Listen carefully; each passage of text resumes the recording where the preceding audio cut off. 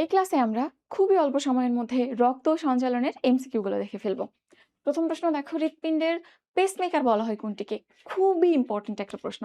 হৃৎপিণ্ডের পেসমেকার, যেখান থেকে স্পন্দন শুরু হয় বা স্পন্দনের যে প্রাইমারি বিট এটা শুরু হয়, সেটা কোনটা? সাইনোএট্রিয়াল নোড, এটা হচ্ছে প্রাইমারি পেসমেকার।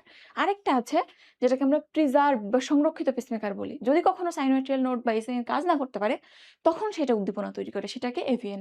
সো পেসমেকার যদি বলে তাইলে এসএন সাইনোএট্রিয়াল নোড, আর যদি বলে প্রিজার্ভ পেসমেকার অবশ্যই সেটা অ্যাট্রিওভেন্ট্রিকুলার নোড। ওকে, এখন যে সবগুলো পেসমেকার আছে বা যে নোটগুলো আছে যার মধ্যে দিয়ে উদ্দীপনা প্রবাহিত হয়, তার সিকোয়েন্সটা একটু জানা লাগবে। প্রথমে দেখো, এসআইএন থেকে উদ্দীপনা তৈরি হয়, তারপর কই যায়? এভিএনে যায়, এরপর যায় বান্ডেল অফ হিজে। বান্ডেল অফ হিজ এখনো কিন্তু বান্ডেল ব্রাঞ্চে ভাগ হয় নাই। ভাগ হওয়ার আগে সেটাকে আমরা বান্ডেল অফ হিজ বলি। যখন এই বান্ডেলটা ভাগ হয়ে দুইটা ভাগে চলে যায়, তখন সেটাকে বলি right and left bundle branches. তারপরে পার্কিনজি ফাইবার। তাহলে এই সিকোয়েন্সটা আমরা একটু মনে রাখবো। তোমাদের বইতে হয়তো right and left bundle branch নাই, বাট একটু দেখে রাখো, আসতে পারে। এরপর হৃৎপিণ্ডের পেসমেকার কোনটা হবে তাইলে? সাইনোএট্রিয়াল নোড অবভিয়াসলি। খুবই খুবই ইম্পর্টেন্ট একটা কোশ্চেন ছিল এটা। লোহিত কণিকা ও শ্বেত রক্তকণিকার অনুপাত কত? এটা পরীক্ষাতে প্রচুর আসে। লোহিত কণিকা শ্বেত রক্তকণিকার অনুপাত কিন্তু 7:1। বিভিন্ন বইতে বিভিন্ন রকম, কোথাও 6:1 আছে, কোথাও 8:1 আছে, বাট অ্যাকচুয়ালি আনসারটা হচ্ছে 7:1। তাহলে অবশ্যই লোহিত রক্তকণিকা অনেক গুণ বেশি থাকে শ্বেত রক্তকণিকার থেকে, এটা তোমরা জানো। শ্বেত রক্তকণিকার নর্মাল পরিমাণ কতটুকু থাকে বলতো? সাধারণত দেখা যায় 4000 থেকে 12,000 এই রেঞ্জের মধ্যে থেকে থাকে, তাই না? তাহলে এটা দেখলাম। আর আরবিসি তৈরিতে কি কি লাগে এটা যদি একটু আমরা দেখি, আরবিসি তৈরিতে প্রোটিন লাগে, নট দ্যাট মাচ ইম্পর্টেন্ট, বাকিগুলো একটু দেখো। আয়রন লাগবে, তোমরা জানো আয়রন ডেফিসিয়েন্সিতে কিন্তু অ্যানিমিয়া হয়। ফলিক অ্যাসিড লাগে, that's vitamin B9, and cyanocobalamin, that's vitamin B12। তাহলে B12, B9, iron and protein লাগবে। তাহলে এটা কিন্তু আসতে পারে যে ভিটামিনের মধ্যে কি কি লাগে। এরপর আসো হেপারিন ক্ষরণকারী রক্তকণিকা কোনটা? এটাও ট্রিপল স্টার ইম্পর্টেন্ট, প্রচুর এসেছে। তো হেপারিন মেইনলি বেজোফিল থেকে ক্ষরিত হয়। হেপারিন কোথা থেকে ক্ষরিত হবে? বেজোফিল থেকে। এখন প্রশ্ন হচ্ছে হেপারিনের কাজটা কি? হেপারিন ব্লাড ভেসেলের মধ্যে রক্তকে জমাট বাঁধতে দেয় না, খুবই গুরুত্বপূর্ণ একটা উপাদান কিন্তু ব্লাডের। সো হেপারিনের কাজ কি? রক্তর যে নর্মাল বডিতে জমাট বা না বাঁধানো, এটাই ওর মেইন কাজ। আর এটা আসে কোথা থেকে? বেজোফিল থেকে। এই দুইটা জানাই যথেষ্ট। এরপর রক্ত জমাট বাঁধতে কোন ধাতব আয়ন সহায়তা করে? এই যে আয়নগুলো দেখতেছো, এর মধ্যে কেবলমাত্র ক্যালসিয়ামই ডিরেক্টলি রক্ততঞ্চনে হেল্প করে। তো এটার কারণ কি? কারণ আমরা জানি 4 নম্বর যে ক্লটিং ফ্যাক্টর আছে, সেই ক্লটিং ফ্যাক্টরটাই ক্যালসিয়াম। সো এটা তো অবশ্যই একটা ক্লটিং ফ্যাক্টর, মানে খুবই মেজর একটা জিনিস। তো বুঝতেই পারছো এখানে আনসার অবশ্যই ক্যালসিয়াম হবে। এরপর দেখো, কার্ডিয়াক চক্রের কোন দশাটি তুলনামূলকভাবে দীর্ঘস্থায়ী? এটা একটু আমাদের জানা লাগবে। অ্যাট্রিয়ামের কি কি পর্যায়ে আছে, ভেন্ট্রিকলের কি কি পর্যায়ে আছে। তো দেখো, অ্যাট্রিয়ামের সিস্টোল আছে, ডায়াস্টোল আছে, ভেন্ট্রিকলের সিস্টোল আছে, ডায়াস্টোল আছে। এখানে অ্যাট্রিয়ামের সিস্টোল যেটা ঠাস করে হয়ে যায়, আস্তে আস্তে খুলে যায়। সো সব থেকে ফার্স্ট হয় অ্যাট্রিয়ামের সিস্টোল, মাত্র 0.1 সেকেন্ডে হয়। আর অ্যাট্রিয়ামের ডায়াস্টোল যেটা আমরা টোটাল দুইটা মিলে জানি কত? 0.8 সেকেন্ড। তাইলে বাকি সময়টুক, that is 0.8 minus 0.1, that is 0.7 second, এটা অ্যাট্রিয়ামের ডায়াস্টোলে যায়। আর ভেন্ট্রিকুলার সিস্টোল এত বেশি দ্রুত হয় না, দ্রুত হয় সবসময় ডায়াস্টোলের থেকে সিস্টোলে কম সময় লাগে, কারণ এটা অ্যাক্টিভ প্রসেস, অ্যাক্টিভলি হয়ে যায়। আর ডায়াস্টোলটা আস্তে আস্তে খুলতে থাকে। তাইলে ভেন্ট্রিকুলার সিস্টোলে 0.3 সেকেন্ড সময় লাগে, আর ভেন্ট্রিকুলার ডায়াস্টোলে সময় লাগে 0.5 সেকেন্ড। তো এইভাবে টাইমটাও আসতে পারে, আবার আসতে পারে কোন দশায় সব থেকে কম সময় লাগে? অ্যাট্রিয়ামের সিস্টোল। সব থেকে বেশি লাগে অ্যাট্রিয়ামের ডায়াস্টোল। এই ইনফরমেশনগুলো জানাই লাগবে, এখান থেকে অনেক প্রশ্ন আসে। সো সব থেকে বেশি দীর্ঘস্থায়ী কোনটা বলবা? অ্যাট্রিয়ামের ডায়াস্টোল, এডি 0.7 সেকেন্ড। তাহলে আনসার হচ্ছে খ। এরপর আসো, কোন রোগে হৃৎপিণ্ড বড় হয়ে যায়? হৃৎপিণ্ডের অনেকগুলো রোগ আছে, তোমাদের লেভেলে আসলে অ্যানজাইনা এবং কার্ডিওমেগালি দুইটা জানলে চলে। কার্ডিওমেগালি, দেখো শব্দটা কি? মেগালি। মেগা মানে কি? বড়। সো হৃৎপিণ্ড যখন সাইজে, তার নর্মাল সাইজের থেকে বড় হয়ে যায়, তখন সেটাকে আমরা কার্ডিওমেগালি বলি। ঠিক আছে, যেটা এতটুকু জানো, ডিটেলস লাগবে না। আর অ্যানজাইনা কি জিনিস? অ্যানজাইনা হচ্ছে ব্যথা, হৃৎপেশিতে ব্যথা অনুভূত হওয়া। কেন? ব্লাড সার্কুলেশন কমে যাওয়ার জন্য। সো হৃৎপেশিতে যদি কখনো রক্ত সরবরাহ কমে যায়, তখন বুকে ব্যথা হয়, দ্যাট ইজ অ্যানজাইনা। এবং অ্যানজাইনার ব্যথার একটা প্যাটার্ন আছে। বুক বা বাম পাশ থেকে শুরু হয়, প্রথমে সেন্ট্রালি শুরু হয়, বামে লোকালাইজ হয়, তারপর বাম হাত, ঘাড়, গলা এদিকে ছড়ায় যায়। তাইলে এটাই হচ্ছে ট্রিপিক্যাল অ্যানজাইনা, এটা একটু জানবা।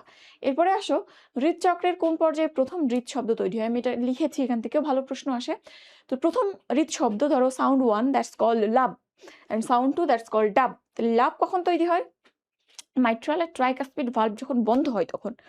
ভালভ খুললে কোনো শব্দ হয় না, বন্ধ হইলে শব্দ হয়। দরজাটা খুলো, শব্দ নাই, ধাম করে লাগাই দাও, শব্দ হবে। সো ভালভ বন্ধ হওয়ার সময় কিন্তু শব্দ হয়। মাইট্রাল অ্যান্ড ট্রাইকাসপিড ভালভ যখন বন্ধ হবে, তখন 1 নম্বর সাউন্ড, দ্যাট ইজ লাভ শব্দ হবে, লাভটা তৈরি হবে। তো এটা কখন হয়? এই দুটো কখন বন্ধ হয়?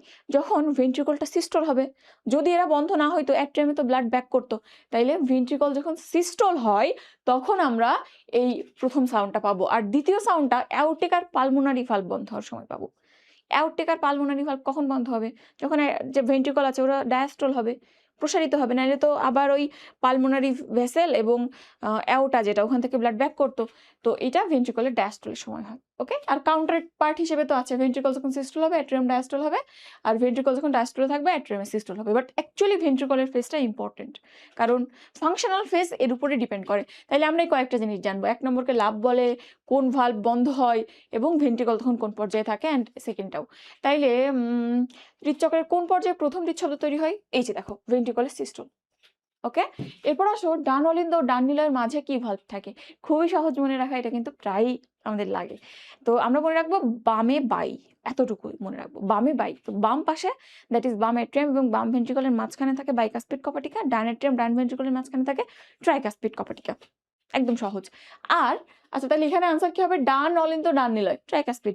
আরেকটা জিনিস একটু মনে রাখবা, আমাদের যে ইনফিরিয়র ভেনা কেভা আছে, নিম্ন মহাশিরা আমরা যেটাকে বলি, ওর সাথে রাইট এট্রিয়ামের যে সংযোগের স্থল, এখানে ইউস্টেশিয়ান নামে একটা কপাটিকা থাকে। এটা নর্মাল মানুষের ক্ষেত্রে কাজে লাগে না, বাট যখন একজন মানুষ প্রেগনেন্সি পিরিয়ডে থাকে তখন তো ব্লাড ভলিউম অনেক বেড়ে যায়, তখন ওই ভাল্বটা কার্যকরী হয়।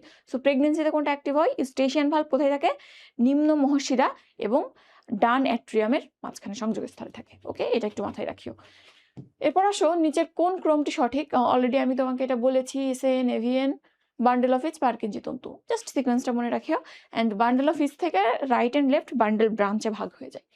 আচ্ছা, আর আরেকটা জিনিস হচ্ছে পার্কিনজি তন্তু যেটা, এইটাতে যে সিগন্যালটা এর মধ্যে দিয়ে সব থেকে দ্রুত পরিবাহিত হয় পার্কিনজি ফাইবার দিয়ে। এটা ভেন্ট্রিকলে ছড়াই গেছে।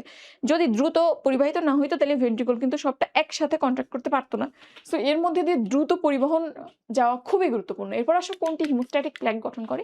হিমোস্ট্যাটিক প্লাগ মানে রক্ত জমাট বেঁধে যে দলাটা তৈরি হয়, এখানে একটু কেটে গেল, দেখবা এখানে কেমন একটা দলা মতো তৈরি হয়েছে ওটাকে ঢাকা দিয়ে। তো এটা হচ্ছে হিমোস্ট্যাটিক প্লাগ। এটা দুই রকম হয়, একটা প্রাইমারি হিমোস্ট্যাটিক প্লাগ আর একটা সেকেন্ডারি। তো প্রাইমারি হিমোস্ট্যাটিক প্লাগ মূলত প্লেটলেটগুলো ওখানে জমা হয়ে প্রথমে একটা ব্যারিকেড দেয়, ওইটা হচ্ছে প্রাইমারি হিমোস্ট্যাটিক প্লাগ। এরপরে ওইটা আরও স্ট্যাবিলাইজ হয়, বিভিন্ন রকম ফিব্রিন এবং বিভিন্ন ফিব্রিন দিয়ে ম্যাশ তৈরি হয়, আরও কিছু উপাদান আসে, সব কিছু মিলে ওই জায়গাটা জালের মতো সাপোর্ট দিয়ে মেশ দিয়ে একদম স্ট্যাবল হয়ে যায়। ওই জায়গাটাকে আমরা তখন সেকেন্ডারি হিমোস্ট্যাটিক প্লাগ বলি। সো প্রাইমারি হিমোস্ট্যাটিক প্লাগ শুধু প্লেটলেট দিয়ে তৈরি, সেকেন্ডারি হিমোস্ট্যাটিক প্লাগ মেইনলি আগের তো প্লেটলেট ছিল, এর সাথে ফিব্রিন জমা হয়। তাইলে এখানে হিমোস্ট্যাটিক প্লাগ কে গঠন করে? না আরবিসিও না, ডাব্লিউবিসিও না, লসিকাও না, অনুচক্রিকা। ওকে, সাথে হচ্ছে সেকেন্ডারিতে ফিব্রিন। তোমাদের এই প্রাইমারি সেকেন্ডারি নাই, বাট কনসেপ্টটা এইটা। এরপর আসো হৃৎপিণ্ডের কোন প্রাচীর সংকোচন প্রসারণে সক্রিয় ভূমিকা পালন করে? আমরা জানি হৃৎপিণ্ডের প্রাচীর কিন্তু ৩টা। প্রথমে এপিকার্ডিয়াম একদম বাইরের লেয়ার, জাস্ট পাতলা একটা পর্দার মতো করে হৃৎপিণ্ডকে আবৃত করে রাখে, জাস্ট একটা লেয়ার মনে রাখো, ড্রেসের মতো। এরপর হচ্ছে মায়োকার্ডিয়াম, মায়ো মানে মাসেল, এটা হচ্ছে সব থেকে পুরো স্তর এবং এই মাসেলের কন্ট্রাকশনে হৃৎপিণ্ড সংকোচন প্রসারণ হয়। আরেকটা হচ্ছে ভেতরে এন্ডোকার্ডিয়াম, এটাও একটা লেয়ারে এবং এটার কাজকে ভেতরের প্রকোষ্ঠ, ভালভ সবকিছুকে ঢেকে রাখা, আবৃত করে রাখা, এটাও ড্রেসের মতো। তাইলে সংকোচন প্রসারণে ভূমিকা রাখে কে? মায়োকার্ডিয়াম, যেখানে মাসেল থাকে, এবং এইটাই অ্যাক্টিভ লেয়ার, বাকিগুলো জাস্ট আবরণী হিসেবে কাজ করে। তাহলে এখানে আনসার কিন্তু ঘ। আচ্ছা, আর পেরিকার্ডিয়াম এপিকার্ডিয়াম গুলো না, পেরিকার্ডিয়াম হচ্ছে হৃৎপিণ্ডের বাইরের আবরণী, মানে একদম পুরো একটা হার্ট, তার বাইরে একটু ফ্লুইড থাকবে, তার বাইরের আবরণী, দ্যাট ইজ ফুসফুসের আবরণী যেরকম প্লিউরা ছিল তেমনি হৃৎপিণ্ডের আবরণী পেরিকার্ডিয়াম। আর এপিকার্ডিয়াম হৃৎপিণ্ডের সাথে লাগোয়া, এর যে 3টে স্তর আছে, 3টে স্তরের বাইরের স্তর। এরপরে আসো নিচের কোন অঙ্গে ইরেথ্রোসাইট ধ্বংস হয়? ইরেথ্রোসাইট মেইনলি 2টা জায়গাতে ধ্বংস হয়, যকৃতে আর স্প্লিনে বা প্লিহাতে। 2টাতে কিন্তু সমান সমান ধ্বংস হয়। সো এখানে কোনো পার্সিয়ালিটি করার সুযোগ নাই যে আমি যকৃত দেখাবো নাকি প্লিহা দেখাবো। তো প্লিহা সম্পর্কে বইতে আরো কিছু ইনফরমেশন আছে, যেমন এটাকে রক্তের ছাঁকনি বলা হয়, ব্লাডের ফিল্টার।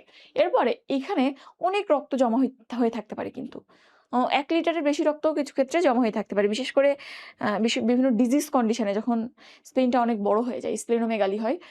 তো এটা এই জন্য এটাকে রক্তের রিজার্ভার বা ব্লাড ব্যাংক বলে। আর একটা হচ্ছে যে এটা হচ্ছে আরবিসির কবরস্থান বলে, গ্রেভিয়ার্ড অফ আরবিসি। তাহলে 3টা কথা একটু প্লিহা সম্পর্কে মনে রাখো, ইম্পর্টেন্ট। অ্যান্ড যদি আমরা ওভারঅল বলি তাহলে এরিথ্রোসাইট ধ্বংস হয় যকৃৎ আর প্লিহাতে।